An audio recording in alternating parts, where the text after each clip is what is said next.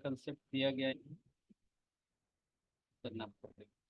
तो जैसा कि मैंने पिछले अ, इसमें गोष्ठी में हमने कहा कि पेज 4 से बात आई थी बाबा जी की जीवनी से। बाबा जी एक पारिवारिक व्यक्ति थे और वो किस तरह थे, अनुसंधान के लिए प्रेरणा उसी परिवार से बनी। जो भी उनको स्किल आया था, जो भी मोटिवेशन आया था, वो दोनों ही परिवार से मिला था। तो मैंने बाबा जी के परिवार को पढ़ने के लिए बाबा जी की जीवनी देखी, और वो समाजशास्त्र की शुरुआत में ही बहुत अच्छे तरीके से दी हुई है ना। वो 15 16 17 साल तक पढ़ने में इंटरेस्टेड नहीं थे, पढ़ाई दूर की वस्तु थी उनके लिए। और पूजा पाठ जो परंपरागत है परिवार में होता था उसके लिए वो इंटरेस्टेड रहते थे। उसके अलावा जो भी घर का काम है, तो जब उनको ऐसे ही ताना मिला एक बार, तो वो आप सभी लोग जानते हैं उस कहानी। तो फिर वो गांव के बाहर गुफा में जा कर के पढ़े, और ऐसा पढ़े कि 4 साल में ही इतना ज़्यादा भाषा ज्ञान हो गया कि वो कवि हो गए।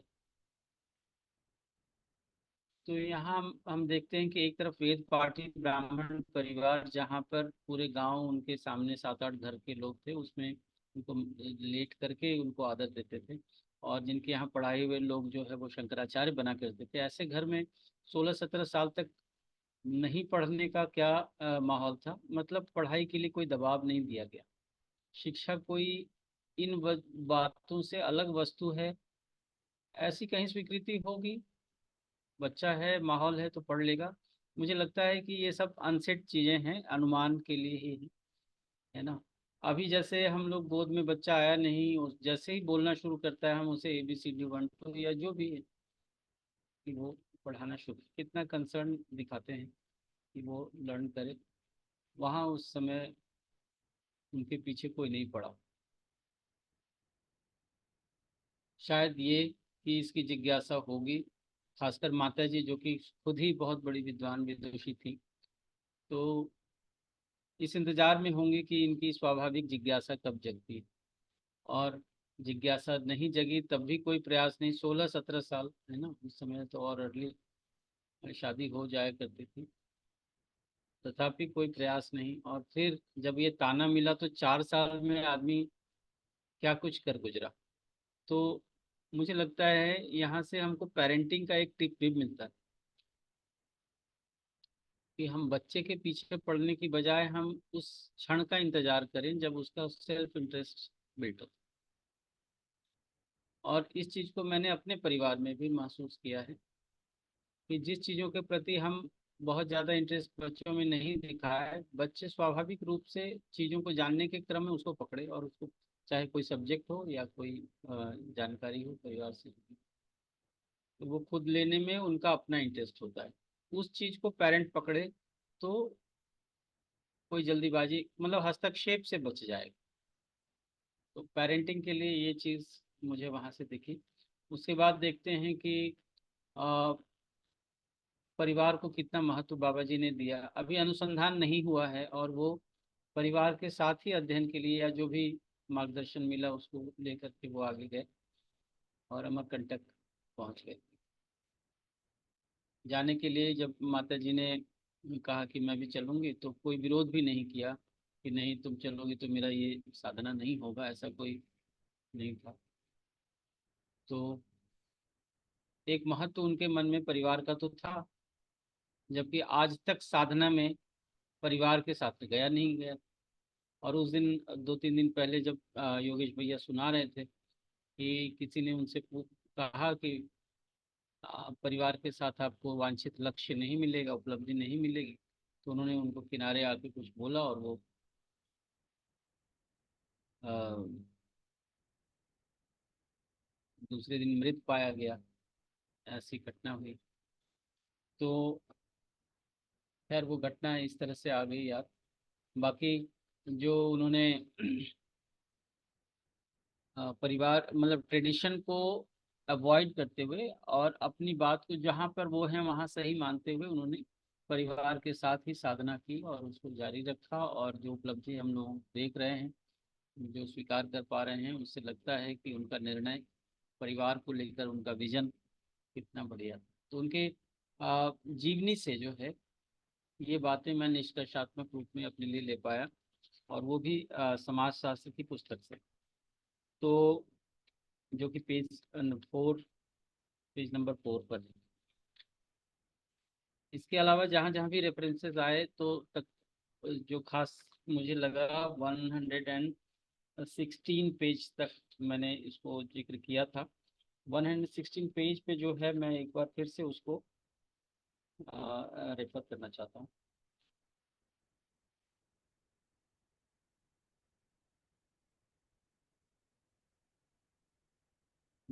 कॉपी में नोट डाउन। हाँ भी भैया, जी भैया। इसमें थोड़ा सा मैं ऐसा देखता हूँ कि जब मैंने बाबा जी की जीवनी को पढ़ करके देखा, जी तो मेरा मेरा निष्कर्ष ये बना कि बाबा जी वहाँ पे जो हम परिवार की बात कर रहे हैं, तो वहाँ मान्यता बस उस चीज को देख रहे हैं, है ना। जी वहाँ पे परिवार को मान्यता के हिसाब से बाबा जी ने देखा, जी और जो जानने वाला भाग है वो बाबा जी ने अपने अनुभव में देखा। जी तो परिवार को मान्यतावश तो वहां पे देख रहे हैं कि परिवार की जी मान्यताएं हैं, परिवार के अंदर कुछ ट्रेडिशन है, परिवार के अंदर कुछ व्यवस्थाएं हैं, परिवार में कुछ कार्यक्रम है। वहां पे वो उनको तो देख रहे हैं, लेकिन वहां पे वो सब चीजें जो देख रहे हैं वो मान्यता ही है। जी वहां परिवार को पहचान रहे हैं ऐसा नहीं है, परिवार जी की बिल्कुल। मान्यताओं में अपने को देख रहे हैं। परिवार सहमत है। को उन्होंने जाना है अनुभव संपन्नता के बाद, कि परिवार एक व्यवस्था है, परिवार एक व्यवस्था का जो नैसर्गिक व्यवस्था है उसका सबसे मिनिमम मॉडल है। और अभी तक परिवार को व्यवस्था के रूप में किसी भी लिटरेचर, किसी भी साहित्य, किसी भी महर्षि, किसी भी वेद मुनि, इन्होंने रिकॉग्नाइज नहीं किया है, सोसाइटी ने रिकॉग्नाइज नहीं किया है। तो बाबा जी यहाँ पे, और वो जो बिल्कुल आप इस बात में बिल्कुल ठीक कह रहे हैं कि, और इस बात से मैं बिल्कुल सहमत भी हूँ। योगेश भैया ने भी ऐसा ही कहा था कि कोई ट्रिगर पॉइंट होता है किसी विषय को जानने का, है ना। तो उस ट्रिगर पॉइंट तक का एक समय का इंतजार करना, ये अभिभावक का कार्यक्रम है। लेकिन उसके लिए योजनाएं, उसके लिए साधन, उसके लिए कार्यक्रम, उसके लिए नीति, उसके लिए पद्धति, इनको बना करके रखना और उसके वैचारिक परिमार्जन में विकास करते रहना, और उसको वो दिशा पे बनाए रखने के जो जिम्मेदारी का जो कार्यक्रम है, ये अभिभावक का है। ट्रिगर पॉइंट का उसको सिर्फ इंतजार करना है, बाकी की सारी जो व्यवस्था है वो परिवार करके रखे, नहीं तो भैया वो मनमानी में चला जाएगा। इसके जी बहुत सारे उदाहरण हम ऐसे देखते हैं कि आज भी बच्चे, मैक्सिमम बच्चे 10th और 12th करने के बाद में एजुकेशन ड्रॉप आउट हो जाते जी सहमत है हैं। भैया। हाँ, तो तो इसमें इसमें मुझे ऐसा दिखा, ये मेरे वाला पक्ष है भैया। बढ़िया। तो वातावरण बनाए रखते हुए इस बात का इंतजार कि बच्चे का की स्वाभाविक जिज्ञासा या इंटरेस्ट जो है वो बढ़ जाए, और गार्जियन जैसा देखते हैं वैसा वातावरण देते हैं। हाँ, आ, गार्जियन को, जो अभिभावक हैं उनको वातावरण निर्माण करके रखना पड़ेगा। और जैसे ही बच्चे की जिज्ञासा आती है, तो उसके लिए उसको टूल टेक्निक्स तुरंत उस वातावरण में उपलब्ध हो जाए, तो वहां से वो सीख जाएगा, है ना।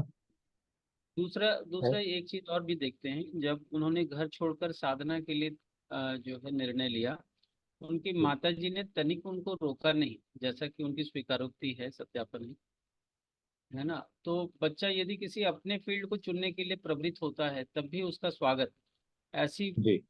ऐसा अभिभावकत्व जो है वहां पर दिखाई दे रहा हाँ, ये बिल्कुल है। इसको मैं अगर आज के परिवेश में देखूं, तो आज के परिवेश में थोड़ा सा ना नुकुर करने के बाद में, तो ये ऐसा आज भी दिखता है कि बच्चा कुछ करना चाहता है तो अभिभावक उसको स्वीकृतियां देते हैं, है ना। लेकिन इसमें जो बाबा जी का मुझे बड़ा पक्ष वो दिखाई देता है कि उन्होंने मान्यताओं को भी बहुत अच्छे से लिया। माता से स्वीकृति तो मिली, लेकिन पिता की तरफ से भी एक आदेश मिला कि उनको, उनकी जब तक उनकी शरीर यात्रा है, उनकी सेवा करना एक कार्यक्रम। तो उन्होंने उसको भी ऑप्ट किया। और तो और जब उनकी सेवा की और उनका शरीर शांत हुआ, तो जो जी। कर्मकांड उनके 6 महीने या साल भर चलते हैं, उस हाँ साल भर हाँ कर्मकांड पूरा किया तब वो गए हैं।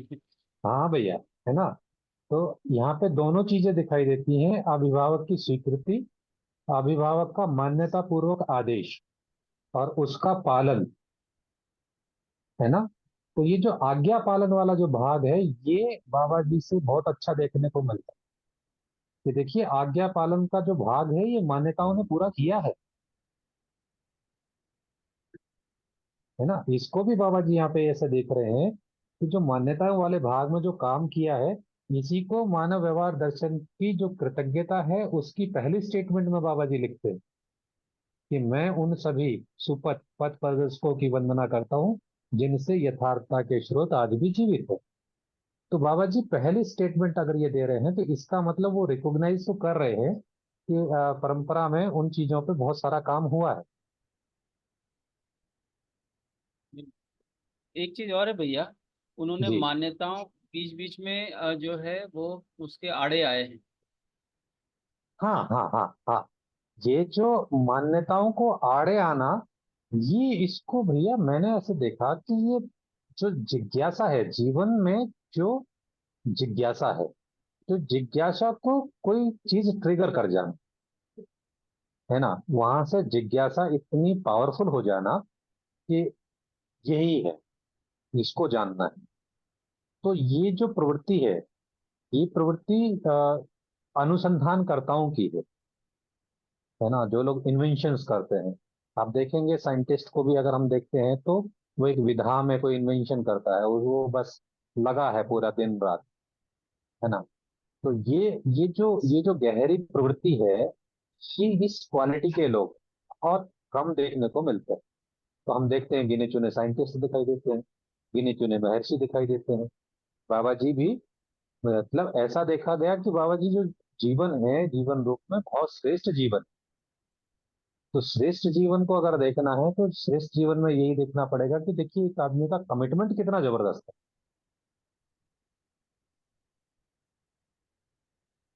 तो श्रेष्ठ जीवन यानी पूर्व संस्कार, और पूर्व हाँ भैया, इसको संस्कार पूर्व संसार भी मैं तो अभी वहां तक तो खैर मैं नहीं पहुंचा, ना ही उसको देख पाता हूँ। लेकिन कमिटमेंट का लेवल भैया, क्या क्या कमिटमेंट है एक आदमी का। लोग उसे वितंडवादी बोल रहे हैं, सोसाइटी उसे बोल रही है लड़का पागल हो गया, सब लोग उसको सही मारने दौड़ रहे हैं। उसके बावजूद भी वो अपना अपनी जिज्ञासा को पकड़ के बैठा है। बात। तो कहता है नहीं, मेरे क्वेश्चन का आंसर दो भाई। वो जिम्मेदारी से अपने क्वेश्चन को रख कर देता तो वो साहस जो है वो उनको जो नहीं पचता था उनके तर्क को, ये है। साहस, जी। प्रश्न पूछने का साहस और पूरी विनम्रता से अपनी बात पर रहना, और जो उन्होंने सुझाया उसको फॉलो करना। ऐसा नहीं उन्होंने हाँ सुझाया तो उन्होंने नहीं माना, सारे काम हाँ किए। भाई वेद पढ़ लो तो वेद पढ़ लिया, हाँ है ना। हाँ हाँ हाँ हाँ। और इसमें जो आपने इस बात को देखा ना भैया, ये भी मुझे भी ये बात बहुत अच्छे से क्लिक करती है कि जैसे ट्रिगर पॉइंट मिलता है ना, ट्रिगर पॉइंट मिलने के बाद में एक मानव जो है वो किसी भी विधा को बहुत कम समय में जान लेता है, उसकी जिज्ञासा बन जाए तो। जैसे बाबा जी ने कवित्व को, है ना, कवि बनने को देखा, और उसके लिए कुछ समय के अंदर ही उसको सीख लिया। तो ऐसे ही जब मैं आज की परंपरा में अगर इस चीज को देखते हैं, तो अपने को दिखाई देता है कि हम जैसे फॉरेन लैंग्वेजेस पढ़ते हैं, तो उसके कुछ कुछ कोर्स रहते हैं, कोई 6 महीने का, कोई साल का, कोई 1.5 साल का, कोई 2 साल का। तो देखिए, हम एक नई भाषा को 1.5 से 2 साल के अंदर सीख जाते हैं, है ना। तो पॉइंट है ट्रिगर पॉइंट का, और उसके लिए वो वातावरण और वो टूल्स टेक्निक्स को डेवलप करके रख।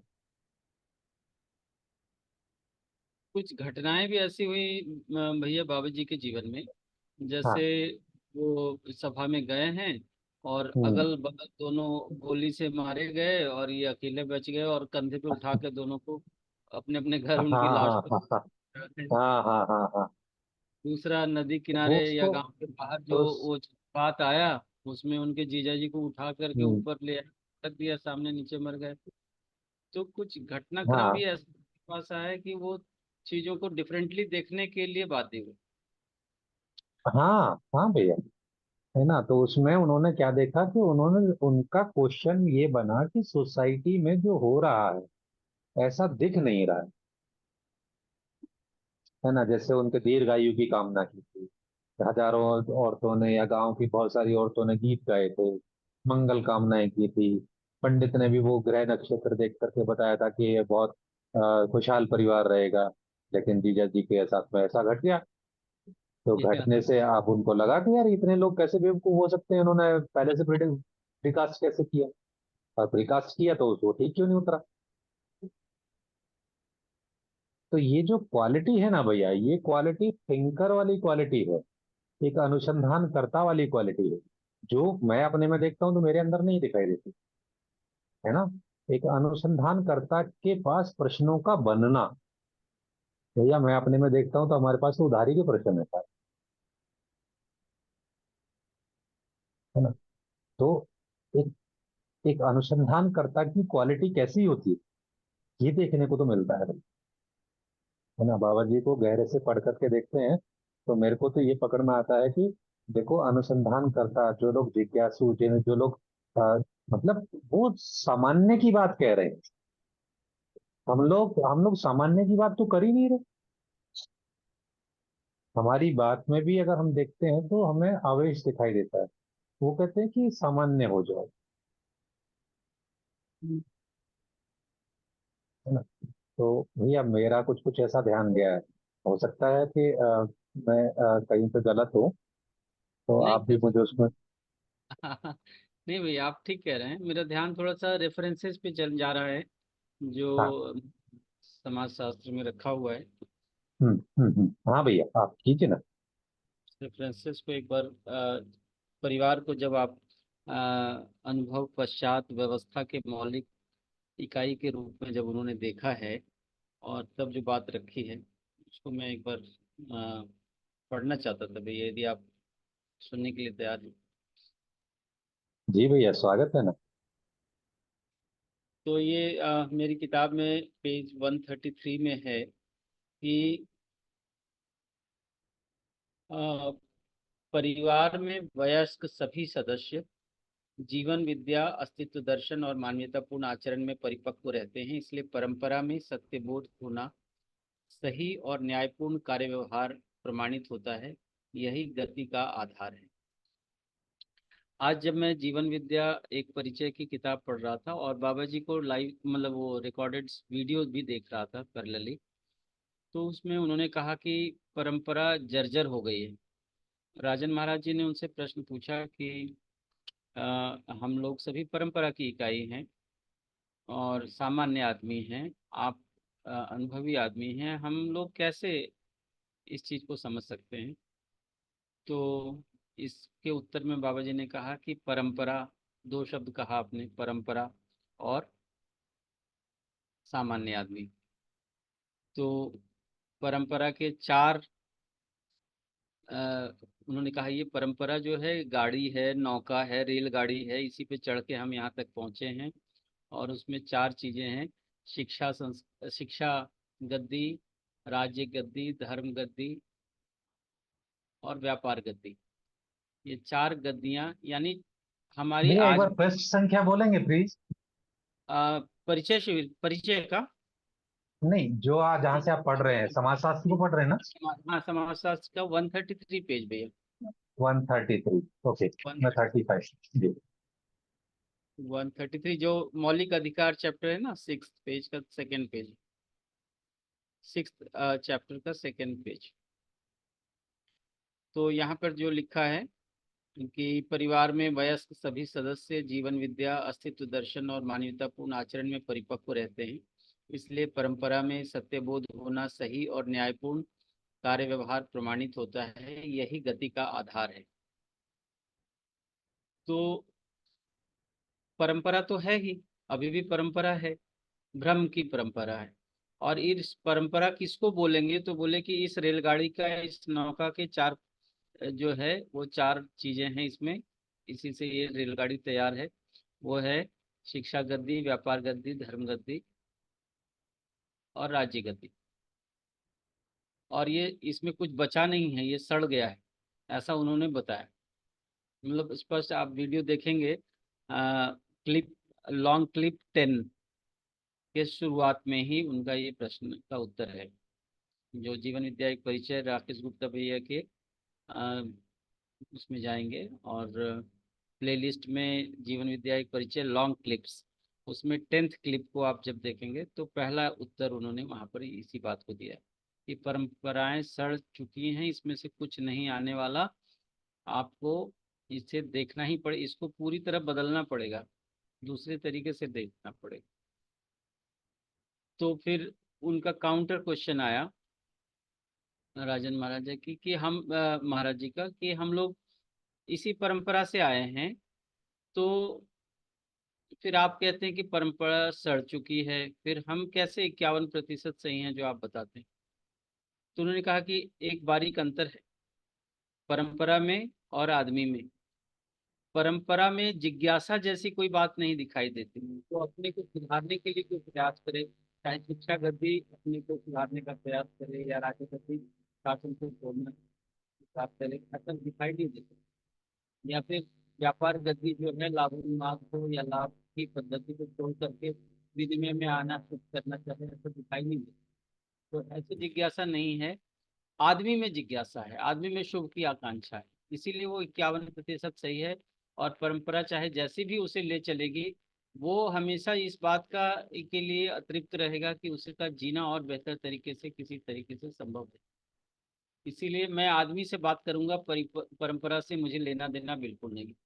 इतने कड़े शब्दों में इस बात को उन्होंने रखा है ना, कि जो कई बार तो कृतज्ञता वाला चैप्टर जो व्यवहार दर्शन का आपने जिक्र भी किया है ना, कि 99 चोट पड़ चुके हैं और 100वां चोट बाकी है, लेकिन जब यहाँ पर वो कहते हैं तो वो इस बात की समीक्षा करते हैं परंपरा की कि जो उसमें स्वयंस्फूर्त तरीके से स्वयं के सुधार की संभावना खत्म हो चुकी है, जर्जर हो ऐसा उन्होंने कहा, जर्जर हो चुकी है।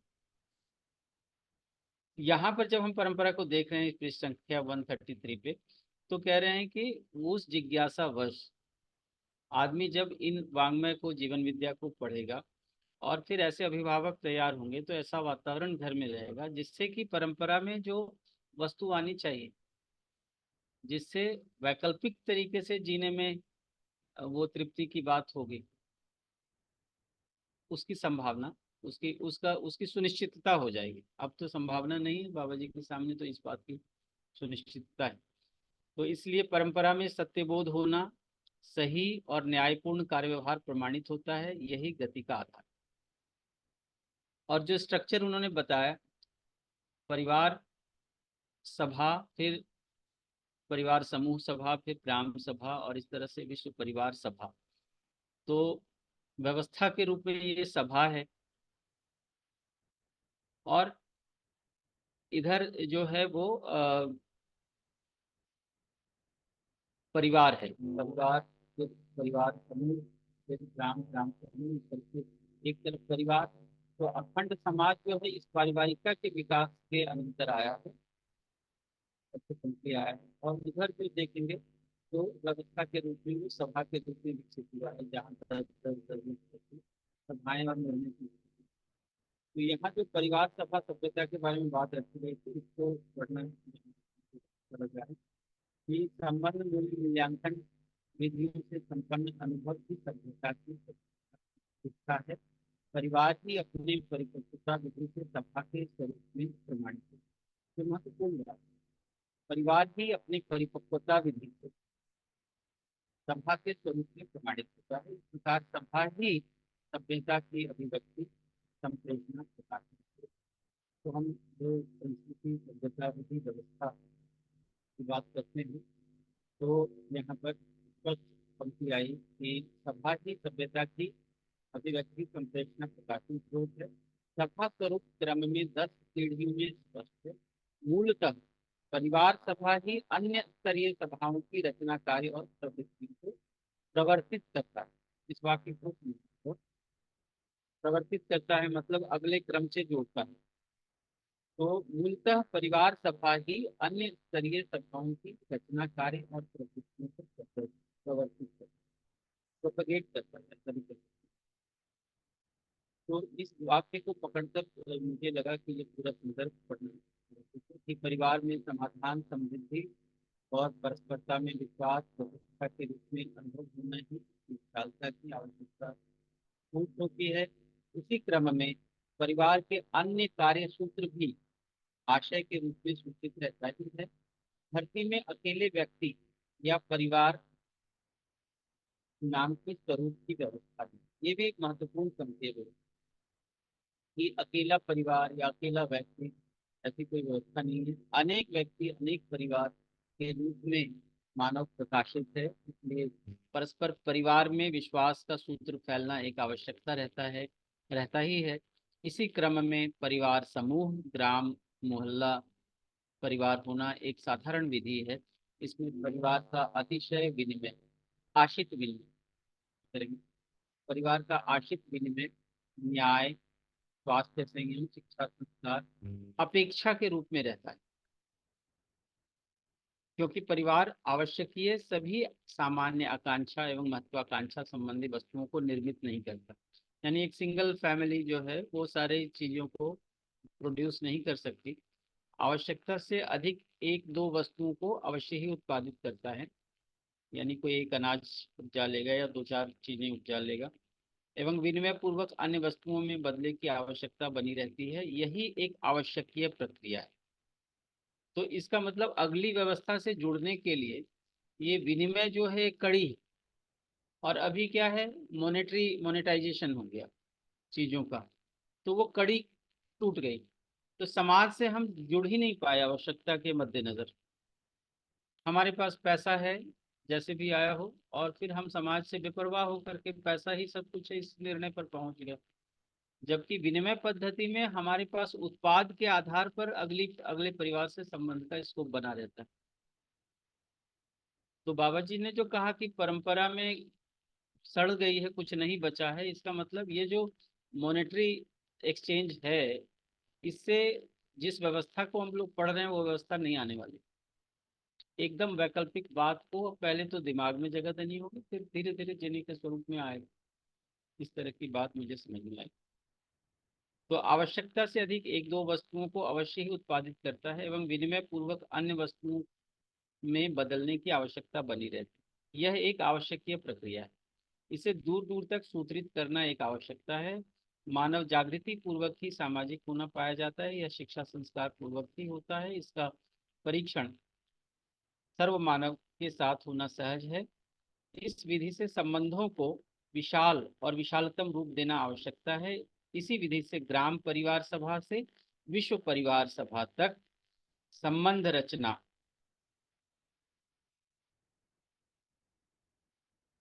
रिलेशनशिप कंस्ट्रक्ट, ऐसा एक वर्ड मेरे दिमाग में आ रहा है, मानव का चिर कामना नैसर्गिक सहज विधि से स्पष्ट हुआ है।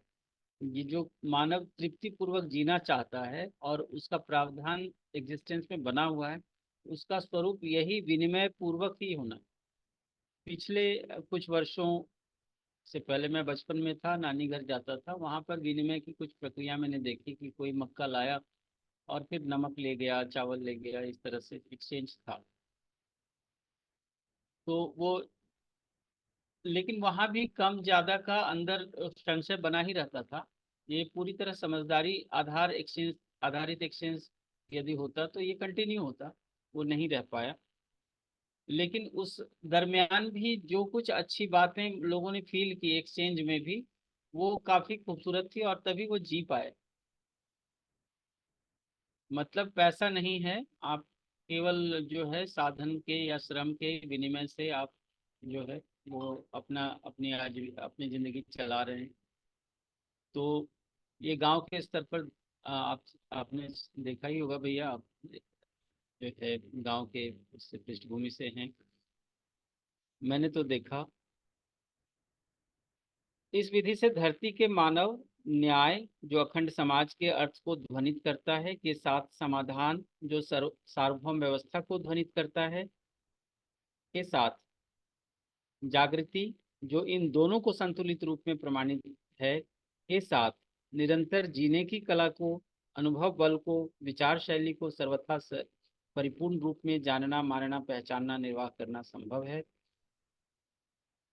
तो परंपरा परिवार से मुख्य बात जो मुझे कहनी थी इस संदर्भ को पढ़कर, वो कि परंपरा का धारक वाहक कौन है।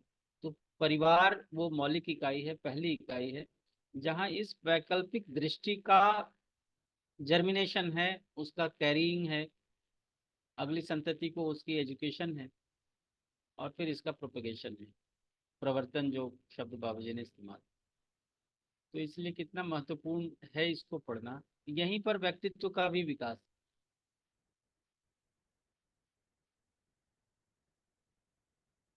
तो इसीलिए बाबा जी ने कहा स्वायत्त मानव, परिवार मानव, समाज मानव, व्यवस्था मानव। उसी मानव के जो अपग्रेडेशन है स्किल एंड अंडरस्टैंडिंग के बेस पे, उसको इन चार टर्मिनोलॉजी से उसी इंसान को बता रहे हैं। ऐसे में परिवार की कितनी बड़ी भूमिका है ये समझ में आती है। इसके बाद एक रेफरेंस और जो 136, जी मेरी पुस्तक में 136 पेज पर है, परिवार की पहचान उसकी विशालतमता ही समाज का स्वरूप। ये लाइन जो है वो मुझे यहाँ पर पढ़ने के लिए अच्छा लगा। उससे पहले परंपरा का मूल रूप कम से कम और ज्यादा से ज्यादा परिवार ही है। आप देखेंगे भैया 136 पेज में जो पहला पैराग्राफ है उसकी बीच में एक लाइन आई है, परंपरा का मूल रूप कम से कम और ज्यादा से ज्यादा परिवार ही है। परिवार ही मूलतः सभा, समाज और व्यवस्था का स्वरूप है। परिवार में संस्कृति, सभ्यता, सभा में विधि व्यवस्था प्रमाणित होना, जागृति। छोटा पैराग्राफ लेकिन बहुत कुछ इसमें कह दिया गया है। आगे एक्सपेंशन है इसका कि परिवार की पहचान उसकी विशालतमता ही समाज का स्वरूप है। व्यवस्था अपने में न्याय, उत्पादन, विनिमय, स्वास्थ्य, संयम और शिक्षा संस्कार सुलभता ही है। और समाज अपने आप में संबंध, मूल मूल्यांकन, उभय तृप्ति विधि ही जागृति का साक्ष्य है। इसी उभय तृप्ति का नामकरण ही न्याय है। यही यही यह सभी परिवार में हो सकता है, आवश्यकता है, यह सर्वविदित। इसका स्रोत निरंतर जागृत परिवार, दूसरा जागृत परिवार और उसके संतुलन के लिए मानवीय शिक्षा, संस्कार, परंपरा है। तो ये पेज जो है 136 में परिवार के महत्व को समझने के लिए काफी बहुत बढ़िया बात रखी गई है। तो भैया यदि आप पुस्तक के साथ देख पा रहे हैं तो आप कुछ जी कहना। भैया, मैं बिल्कुल देख पा रहा हूँ। तो ये रेफरेंस चूंकि मैंने पहले पढ़ा था, इसको मार्क किया, दोबारा देखने की से ये सब दिखने लगे। फिर 138 नंबर पेज पर एक और सेंटेंस आया भैया कि हर परिवार अपने में समृद्ध होने की व्यवस्था सहज है। तो इससे एक आश्वासन भी मिलता है। 38 पेज में आप 5th लाइन में देखेंगे, हर परिवार अपने में समृद्ध होने की व्यवस्था सहज है। यह सहजता जागृति पूर्वक हर मानव में समझ रूप में, विचार रूप में, कार्य रूप में और व्यवहार रूप में प्रमाणित होना ही जागृत परंपरा का विशालता और उसका प्रमाण है। प्रमाण स्वयं में प्रभाव क्षेत्र का द्योतक है। इस क्रम में मानव अपने परिभाषा के अनुरूप मौलिक अधिकार से संपन्न है। तो दरअसल ये चैप्टर मौलिक अधिकार का था। इसमें मौलिक अधिकार जो बेसिक राइट है एग्जिस्टेंशियली, उसको डिस्क्राइब करते हुए फैमिली के इम्पोर्टेंस को इतने बढ़िया से रखा गया है। तो ये रेफरेंसेस मैं आज की तारीख के लिए जुटा पाया था भैया। मैंने सोचा था सभी लोग अपनी प्रस्तुतियां देंगे तो इतना काफ़ी होगा, मैं आगे नहीं बढ़ पाया हूँ। समाजशास्त्र से ही सारे रेफरेंस रख करके पहले इसको चाहे तो इंट्रोडक्शन के लिए या कंटेंट के लिए सहेज सकते हैं। मैं पेज नंबर्स और लाइन नंबर्स वो नोट करता जा रहा हूँ। जी भैया। जी भैया, बढ़िया लगा। है ना? इसमें जो है ना, इस परिवार व्यवस्था को और बेहतर समझने के लिए ना भैया, आ, प्रेम भैया बांदा, जी है ना, उन्होंने बाबा जी के साथ में एक बहुत लंबा समय गुजारा भैया। है ना? तो उनकी एक प्रस्तुति है ना, उसको भी आप सुन करके देखेंगे ना, वहां से जी बहुत सारी स्पष्टता बनती है भैया। आज प्रोमले जी सुन रही थी, तो जी जी। बस मुझे भी सौभाग्य मिला कि मैं भी उसको, भाई, ना चाहते हुए भी अपने कानों में तो पड़ता ही है ना, अब सुन हाँ। वो रहे हैं। है ना? सुनने को अपने को भी मिल रहा है। ये परिवार तो को ये, बताओ। है ना, तो प्रोमिला जी उसको सुन रहे थे, मेरे को अच्छा लगा। तो वहां पे वो बिल्कुल स्पष्ट इस बात को देख रहे हैं, बाबा जी उनको बहुत कड़ा कड़ा बोल करके भी बता रहे हैं। वो अपनी हम्म, स्टेटमेंट में बोल रहे हैं। तो उन्होंने एक जगह पे ऐसा पूछा कि बाबा जी, मैं कोई काम करूं, कोई उत्पादन करूं, तो ये कुछ मेरे लिए सार्थक होगा क्या? इसको इसको मैं विनिमय या इसको आगे कर पाऊंगा क्या? तो बाबा जी उनको बोलते हैं कि ऐसी कोई वस्तु है जिसका उत्पादन करें और उसके लिए विकल्प ना हो? है ना? बहुत कड़ा बोलते हैं, आप एक बार सुन करके देखिएगा, मैं उतना कड़ा नहीं बोलूंगा। ये तो वो लिंक शेयर कर अपने, दूंगा मैं। हाँ भैया, लिंक लिंक जरूर शेयर करते हैं। प्रोमिला जी को बोलता हूँ मैं, वो करेंगी शेयर। है ना? तो क्या है ना भैया, आप जैसे मैंने बहुत सारे उनको सुना, तो मुझे भी ये चीजें ना, शब्द के पीछे बाबा जी कहना क्या चाह रहे हैं। है ना? बाबा जी ने बहुत सारे इस पूरे वाङ्मय को लिखा है। तो बाबा जी ने वाङ्मय की जो सटीकता है उसको भी मैं बिल्कुल प्योरिटी के साथ में देख पा रहा हूँ। अभी जैसे जब आप हम लोग पढ़ रहे थे, तो 135 पेज पे एक जी शब्द था, नैसर्गिक। है ना? जी। आप देख पा रहे हैं? 135, एक बार देख हाँ, लेता हूँ। 135 पे नीचे से पांचवी या छठी लाइन है, बिल्कुल कॉर्नर वाला शब्द है, नैसर्गिकता।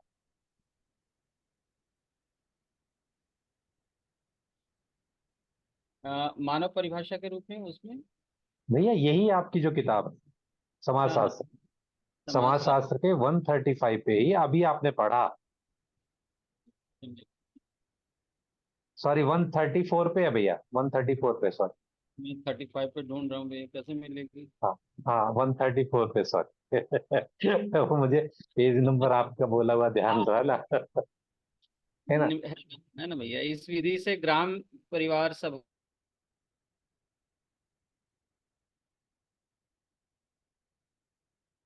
भैया आपकी आवाज नहीं आ रही है।